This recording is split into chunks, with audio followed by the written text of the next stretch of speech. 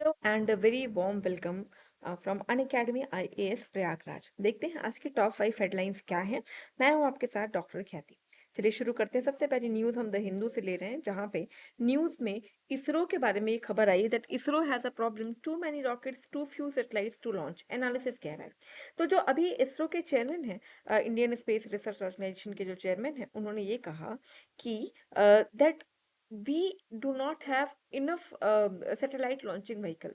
तो जो ये स्टेटमेंट आया, this statement has sparked discussion among among experts reducing the regarding the challenges faced by the ISRO. क्योंकि अभी क्या होता है, जैसे आप लॉन्चिंग व्हीकल की बात करें तो इट्स ऑल अबाउट कि आपके सैटेलाइट को अगर अंतरिक्ष की कक्षा में पहुंचना है तो वहां पे लॉन्चिंग व्हीकल का ही रोल हो रहा है। और अगर अच्छा लॉन्चिंग व्हीकल को आप देखेंगे तो ये दो तरह से होते हैं, एक है आपका पीएसएलवी और दूसरा है जीएसएलवी।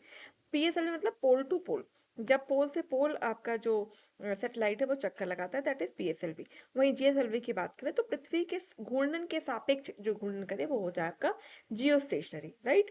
तो ये जो लॉन्चिंग व्हीकल है इसको लेके अभी इसरो ने ये कहा that they are struggling to create sufficient demand for its services. तो पहली न्यूज जिसको हमने द हिंदू से लिया।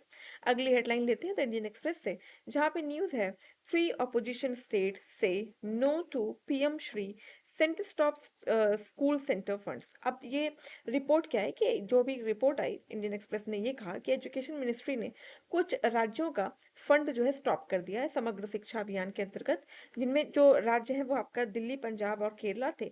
और अभी इसमें तमिलनाडु और वेस्ट बंगाल भी जुड़ गए हैं। बेसिकली क्या है कि ये जो स्टेट्स हैं ये पार्टिसिपेट नहीं करना चाहते पीएम श्री योजना में। अच्छा, पीएम श्री योजना क्या है?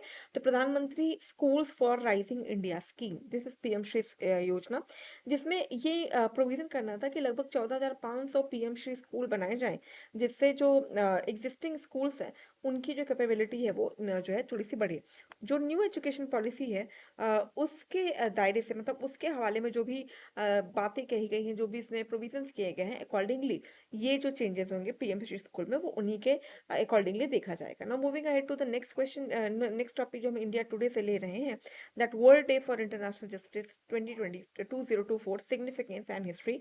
जो इंडिया टुडे है वहाँ में ये कहा गया कि 17 जुलाई, जिसको हम world day for international justice मतलब मनाते हैं, as a world day for international justice की तरह से सेलिब्रेट किया जाता है प्रत्येक 17 जुलाई को। देखिए, अगर इसकी स्थापना की बात करें तो ये स्थापित किया गया है इंटरनेशनल क्रिमिनल कोर्ट के द्वारा 1998 में। तो जब रोम स्टैचू अडॉप्ट किए गए थे उसी के हवाले में इसको जो है अडॉप्ट किया गया है 1998 में, जिसका नाम है World day for international Justice. See, एक बात याद रखिएगा कि जो इंटरनेशनल क्रिमिनल कोर्ट है वो यूनाइटेड नेशन का पार्ट नहीं है। इवन यहाँ पे ये भी समझने वाली बात है कि इंडिया रोम स्टैचू यानी आईसीसी का पार्ट भी नहीं है। Now moving ahead to the next question, जहाँ परी प्रोजेक्ट के बारे में न्यूज़ है। प्रोजेक्ट परी, इसको हम ले रहे हैं पीआईबी से, प्रेस इंफॉर्मेशन ब्यूरो से। तो अभी क्या है, मिनिस्ट्री ऑफ कल्चर ने एक प्रोजेक्ट इनिशिएट किया है जिसका नाम है प्रोजेक्ट परी। परी मतलब है पब्लिक आर्ट ऑफ इंडिया।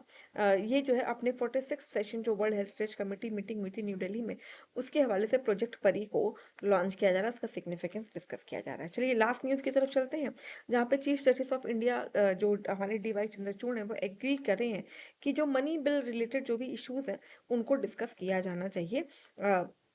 अच्छा, मनी बिल आपको पता होगा कि ये सिर्फ और सिर्फ लोकसभा के जो अधिकार है उसमें आता है, और कोई बिल मनी बिल है या नहीं ये बताने की जिम्मेवारी होती है लोकसभा स्पीकर की। तो कई बारी इस पे आरोप लगते हैं कि जब, क्योंकि सरकारों का राज्यसभा में अगर बहुमत नहीं होता तो उस केस में वो क्या करते हैं, किसी भी बिल को मनी बिल में कन्वर्ट करते हैं और उसके बाद उसको पास करा ले जाते हैं। तो इसको लेके मनी बिल हमेशा से बोन ऑफ कंटेंशन रहा है। तो अब सुप्रीम कोर्ट में इसको लेकर डिस्कशन किया जाए। इसकी बात जो चीफ जस्टिस ऑफ इंडिया है उन्होंने मान ली है। तो अब आने वाले टाइम में देखते हैं कि लोकसभा स्पीकर को लेके या मनी बिल को लेके सुप्रीम कोर्ट अपनी क्या व्याख्या देता है। तो ये तो थे आज के टॉप 5 हेडलाइंस। कल फिर से आपसे मिलना होगा टॉप 5 हेडलाइंस के साथ। Thank you so much for joining. आपका दिन शुभ हो।